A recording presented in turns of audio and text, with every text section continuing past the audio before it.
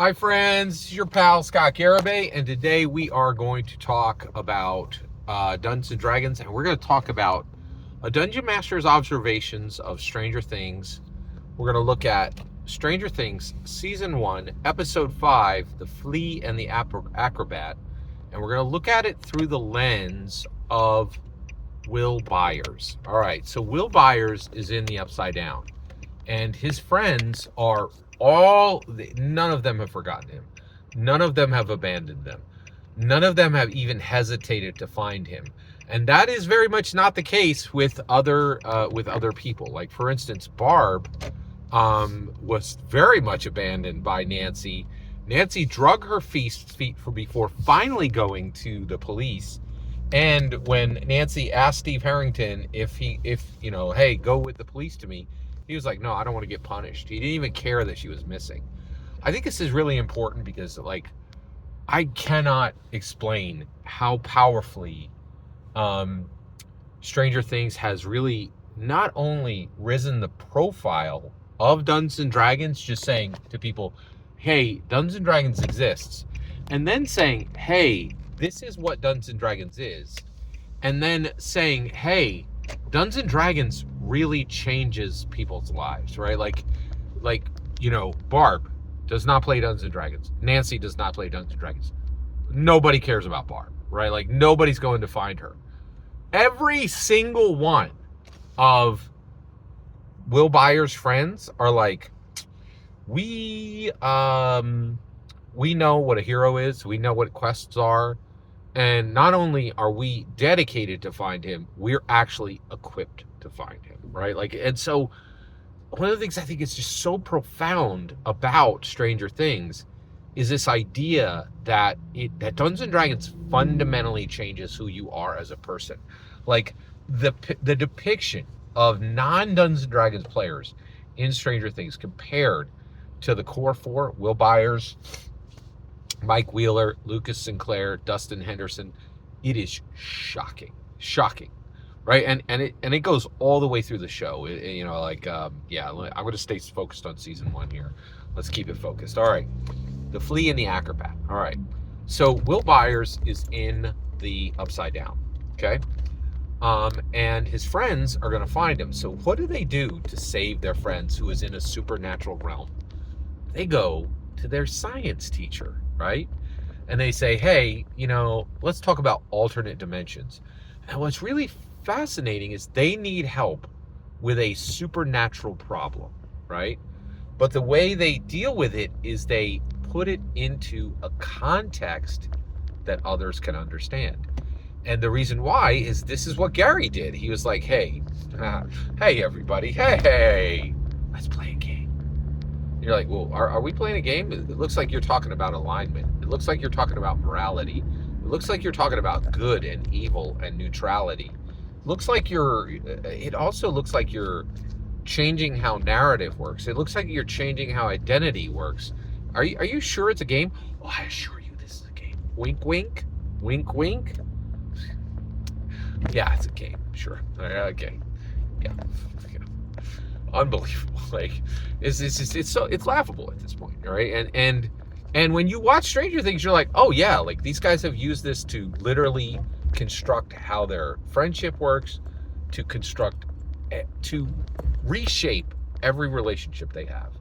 So they go to their teacher, Mr. Clarke, and they say, hey, if somebody's in an alternate dimension, how can we get to them? And he's like, well, there's going to be a gate. And he explains how somebody would go from an alternate dimension. They would go, like, you don't just go forward, you go up or you go down, right? You have to go in different directions. You have to think about the problem in completely different ways. And again, this is why the Duffer Brothers wrote this, is people who deal with Dungeons & Dragons don't look at anything the way the regular world thinks, right? The regular world, oh, are you guys pretending to be elves in your basement? And you're like, yeah, stay over there, Muggle. What we're doing is we're literally changing how humanity interacts with narrative and how humanity interacts with identity.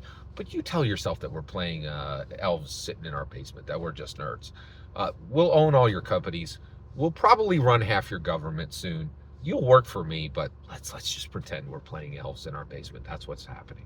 And there's just so much of this, like, and I think, and I've known this for a long time, and I think there's a lot of evidence of this, but I actually think that Stranger Things really fundamentally changed how people are looking at Dungeons and Dragons. And at minimum, changed that people are looking at Dungeons and Dragons. And I even think Stranger Things has really changed how the Dungeons and Dragons community looks at Dungeons and Dragons.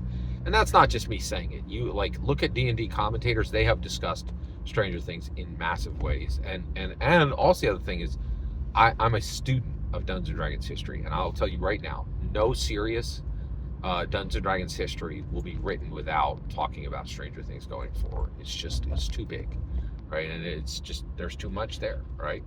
So really, really powerful. So, okay, so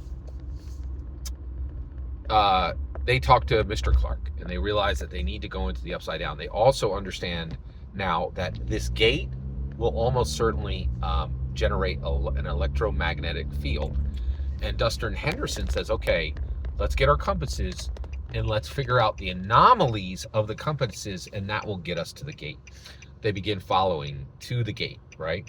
Which is in Hawkins' lab, okay? So this is going to be in Hawkins' lab. What's really interesting, what gets really, really interesting is 11 is now leading Mike, Lucas, and Dustin, right? But she is very frightened of them going to Hawkins' lab. And the reason why is they want to find their friend and save their friend.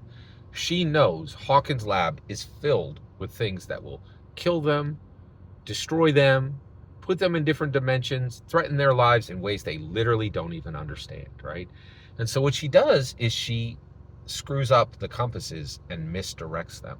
Lucas 100% correctly identifies that he is betraying them, right? So she is trying to keep them safe.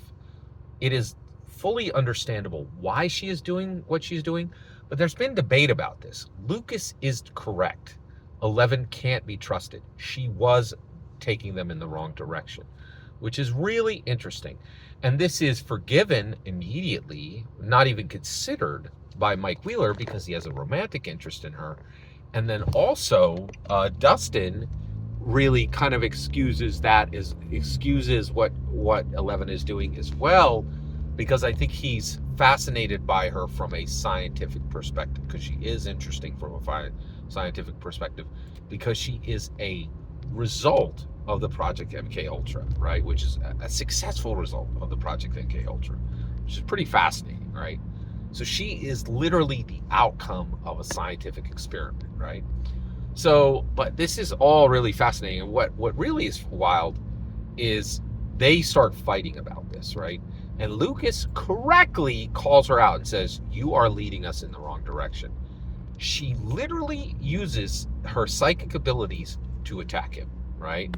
And at this point, there is an incredible amount of strain on the friendship of these three boys and on the relationship between 11 and the three boys, right?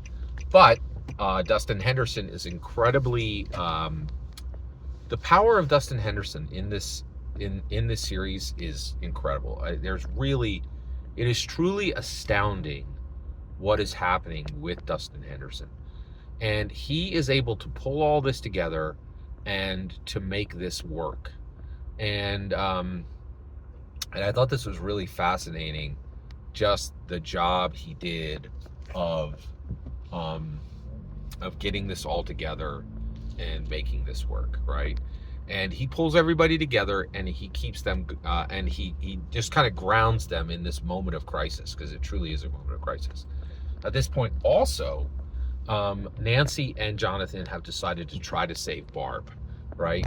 And they are now, and they've gotten to the point where they actually find the way into the Upside Down, and Nancy actually enters into the Upside Down while Jonathan realizes she's entering it and sees the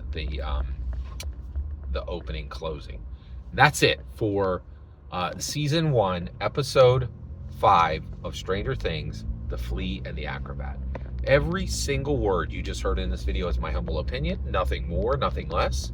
The important part is when I get to hear your humble opinion, when you get in the comments and send your traffic. Please consider liking and subscribing, and have a fetch millennium.